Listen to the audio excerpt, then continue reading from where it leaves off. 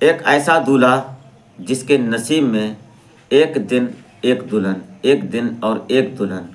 आज की कहानी कुछ इस प्रकार से है कि एक दूल्हे ने 250 दुल्हनों के साथ सुहाग रात मनाई और वो भी 250 दुल्हनें होती थीं अलग अलग। हर दिन एक नई दुल्हन। हर किसी के नसीब में एक दुल्हन होती है, लेकिन उसका नसीब ही कुछ इस प्रकार से था कि उसने कम से कम 250 दुल्हनों के साथ रातें बिताईं और उनके साथ ऐसा किया कि उनके जो जेवरात होते थे उन जेवरातों को ले जाकर अपने घर और उनको चेंज करवाने का बहाना करता था। और जब वो जाता था तो उनकी आव भगत इस प्रकार से होती थी कि जैसे कि एक दामाद आया है, और दामाद की तरह ही वो आता था और उसके घर की जो बेटी होती थी उसके साथ वो अपनी रात रंगीन करता था और फिर वो चला जाता था ऐसे वक्त पर जो कि घर के मर्द होते नहीं थे। और फिर ऐसा होता है उस लड़के के साथ और फिर उस दुल्हनों के साथ कि इस कहानी को बारी बारी समझते हैं। कहानी बड़ी इंटरेस्टिंग है, बड़ी मनोरंजक कहानी है। इस कहानी में बराबर बने रहिएगा और कहानी को समझने की कोशिश करते हैं और आशा करते हैं कि आप अपने परिवार, अपने परिजनों के साथ बेहद खुश, मस्त और खुशहाल लाइफ एंजॉय कर रहे होंगे। तो हमारे इस यूट्यूब मंच पर आपका बहुत बहुत स्वागत है। मैं आभार व्यक्त करता हूं, आपको नमन करता हूं आपके प्यार और सपोर्ट को। तो नमस्कार, आदाब, सत श्री अकाल। मैं अजय कोहली। आज की जो सच्ची कहानी मैं आपको सुनाने जा रहा हूं, ये कहानी राजस्थान का एक ज़िला पड़ता है जोधपुर, और जोधपुर से सटे हुए बाड़मेर ज़िला, दोनों ज़िला के बीच में एक कहानी ऐसी बनती है। ये समय रहा था 1985 का दशक था, 1980 से 90 के दशक की कहानी है। यहाँ पर एक लड़का होता है जिसका नाम जिया राम होता है, और ये जिया राम लिम्मन कोट का रहने वाला होता है। इसके दिमाग में एक दिन ऐसी फितरत चलती है, ये सोचता है और इसने अलग तरह का एक दिमाग लगाया कि ऐसा करते हैं कि शादी का एक नया ड्रामा करते हैं। एक दिन वो एक गांव में पहुंचता है बाड़मेर में, और बाड़मेर के गांव में जाकर उसने उस समय 80-85 के दशक में, उस समय लाइट नहीं होती थी, बिजली नहीं होती थी, फ़ोन तो थे ही नहीं, और अगर कहीं टीवी होती थी किसी के यहाँ, टेलीविज़न जो दूरदर्शन था वो किसी किसी के घरों में होता था, और जहाँ पर सीरियल चलते थे वहाँ लोग लाइन लगाकर बैठते थे और देखने की कोशिश करते थे कि टीवी में क्या चल रहा है। उस समय अगर किसी फिल्म में मारधाड़ होती थी तो लोग उनको गालियाँ दिया करते थे, बोलते थे कि बताओ उसने उसको इस तरह से मारा। ये सब बातें थीं और बड़ा भोला ज़माना था, सभी लोग एक दूसरे के साथ बैठते थे। और उस समय शादी जब लड़की की होती थी तो लड़की की उम्र 5 साल, 8 साल, 6 साल, 7 साल की होती थी, और उस समय लड़की और लड़के की शादी कर दी जाती थी। और उस लड़की की शादी में उसको बाल विवाह बोला जाता था, और उस बाल विवाह में उसका गौना होता था। और गौना इस प्रकार से होता था कि लगभग 15 साल बाद, 11 साल बाद, 17 साल बाद उन बच्चों की विदाई होती थी, गौना होता था। वो उस समय की बात है जो हमारे पुरखे हैं, दादा दादी, ये सब बताते थे, और ये हकीकत है। और राजस्थान में खासकर आज भी ये प्रथा है, और कुछ पिछड़े इलाके हैं वहाँ पर भी ऐसी प्रथाएं हैं कि अभी भी बाल विवाह होता है, लेकिन सरकार ने इस पर प्रतिबंध लगाया हुआ है। लेकिन कुछ लोग पुरानी प्रथाओं को लेकर चल रहे हैं। कहानी इस प्रकार से होती है। ये जो जिया राम होता है ये लिम्मन कोट का रहने वाला होता है, और ये जाता है एक घर में बाड़मेर के गांव में, और बाहर एक बैठी महिला के पैरों को छूता है, और पैर छूने के बाद वो महिला उसको आशीर्वाद देती है और बोलती है, बेटे मैंने पहचाना नहीं। तो वो हंसकर बोलता है कि माँ जी आप नहीं पहचानोगी, मेरा नाम जो उसका दामाद का नाम होता था राजेश करके, उसने बोला कि मैं राजेश हूँ और फला गांव से आया हूँ। मैं जा रहा था लेकिन अंधेरा हो गया, रात होने का डर था, इसलिए मैं इधर चला आया, आना तो नहीं चाहिए था। ये बात जब वो महिला सुनती है तो वो एकदम खुश हो जाती है और दौड़ी भागी अंदर जाती है, और अंदर जाकर अपनी देवरानी जेठानी से बोलती है कि देखो दामाद जी आए हैं। और उनकी व्यवस्था सेवा करो।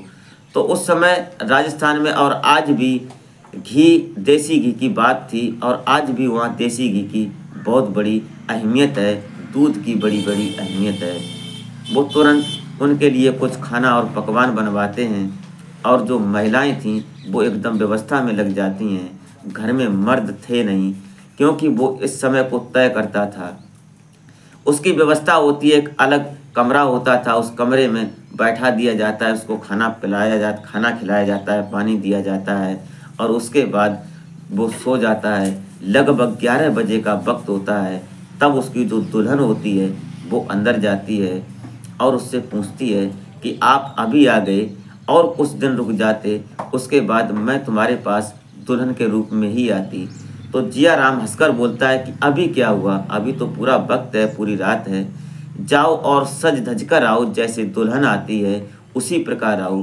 तो वो खुशी के मारे बाहर निकलती है और आती है, सजती है एकदम और सज संभल कर अपने पति के सामने जाती है और फिर वही होता है जो एक पति पत्नी के साथ होता है। उसके बाद वो जो दूल्हा होता है, दूल्हा बोलता है कि ऐसा करो, ये जो तुम्हारे गहने हैं ये पुराने लग रहे हैं, इनको उतार कर रख दो, मैं जाऊंगा और अब की बार जब गौने करवाने आएंगे तो मैं इन गहनों को बदलवा कर लाऊंगा और ओल्ड फैशन हो गए हैं, नए मॉडल के गहने लाऊंगा, इनको चेंज करवा के। तो पत्नी बड़ा खुश हो जाती है और जाकर उनके गहनों को उसको दे देती है। सुबह के 3 बजे के टाइम वो वहाँ से उठता है और अपनी दुल्हन को समझाता है कि मैं अगर यहाँ रहूँगा तो गांव के लोग देखेंगे कि दामाद गौने से पहले ही आया है, तो लोग बातें करेंगे, इसलिए मैं अभी निकल जाता हूँ। और वो सुबह निकल जाता था। ऐसा होने के बाद जब घर के मर्द आते हैं तो वो बताती है, उसकी माँ, लड़की की माँ होती है, लड़की का नाम काल्पनिक ले लेता हूँ, कविता मान लो।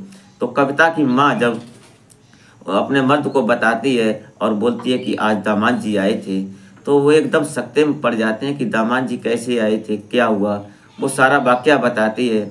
उसके बाद उस लड़की से पूछा जाता है, लड़की भी सहमी सहमी से अपने पिता के सामने मुंह झुकाकर घुमाकर बताती है कि आए थे ऐसे ऐसे और वो गहने ले गए। इतना सुनते ही उनके पिता को इतना गुस्सा बढ़ जाता है कि ऐसे कोई भी आएगा और तुम गहने दे दोगे, ऐसा कैसे हो सकता है कि दामाद जी आए थे। ये सब चलता है। ऐसा उस जिया राम ने लगभग उस क्षेत्र के एरिया में, जोधपुर और बाडमनेर के एरिया में लगभग 250 घर चुने। उन 250 घरों में उसका काम ये था कि पहले लड़के के घर जाता था और लड़के के यहाँ पता करता था कि इस लड़के की शादी किस सन में हुई थी, किस तारीख में हुई थी, इस लड़के का नाम क्या है, इसके पिता का नाम क्या है, पूरे खानदान का पड़ताल करता था, कितनी ज़मीन जायदाद है, क्या है, सब पूरे वहाँ की डिटेल लेता था।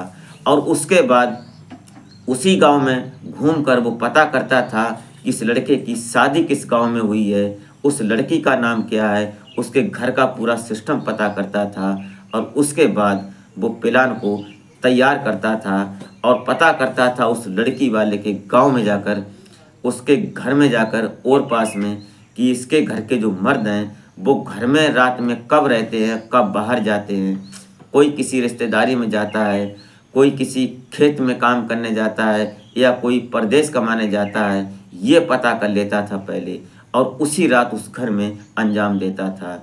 उस घर की जो लड़की होती थी उसके साथ वो रात बिताता था और फिर वहाँ से गहने लेकर फरार हो जाता था। ये वाक़या चल रहा था। ये लगभग उसने कई सालों तक काम किया और करने के बाद एक दिन ऐसा आता है, 1988 की रात होती है और ये लिम्मन कोट में जब ये था, लिम्मन कोट का रहने वाला, ये ज़िला बाडमनेर में एक थाना पड़ता है चौटन, और इस चौटन थाने में एक शिकायत दर्ज होती है और उस शिकायत में दूल्हा ही शिकायत करने जाता है, क्योंकि उस लड़की के साथ भी उसने ऐसा ही किया था। और उस होता है ये क्या नाम, जिया राम। ये जिया राम जब उसके साथ सुहागरात मनाकर उसके घर से गहने लेकर चला जाता है, उसके लगभग 15 दिन बाद जो असली दामाद होता है वो जब घर पहुंचता है, तो वहां जाकर जब वो दामाद वो सभी लोग देखते हैं तो घर के मर्द भी थे, क्योंकि घर के मर्द जो होते थे वो सब पहुंच जाते थे उसके यहाँ रिश्तेदारी तो जुड़ गई है, और खास खबर लेने के लिए जाते थे तो उनको पता होता था कि ये लड़का है। अब जब दामाद आता है ओरिजिनल वाला, तो पता चलता है कि वहाँ जब और महिलाएं थीं, वो एकदम खुशी के मारे सभी लोग तैयारियां करने लगती हैं। और जब शाम का वक्त होता है तो उसको जब खाना पीना दिया जाता है, उसके बाद उसके कमरे में लिटा दिया जाता है। तो जो लड़की थी, लड़की जब उससे मिलने जाती है तो वो जब उसका चेहरा देखती है और देखने के बाद वो सोचने लगती है कि उस दिन तो हमारा पति दूसरा था और आज हमारा पति दूसरा है। ये सोचकर वो वहाँ से उठती है और उठकर अपनी माँ को बताती है और माँ से बोलती है कि माँ, हमारे पति पहले दूसरे थे, अब ये दूसरे हैं। ये सब क्या? ये बात जब पता लगती है तो पड़ताल होती है और उस लड़के को रोक लिया जाता है। रोकने के बाद उससे पूछा जाता है तो बात पता चलती है कि उसने गलत किया, जो पहले आया था वो गलत था।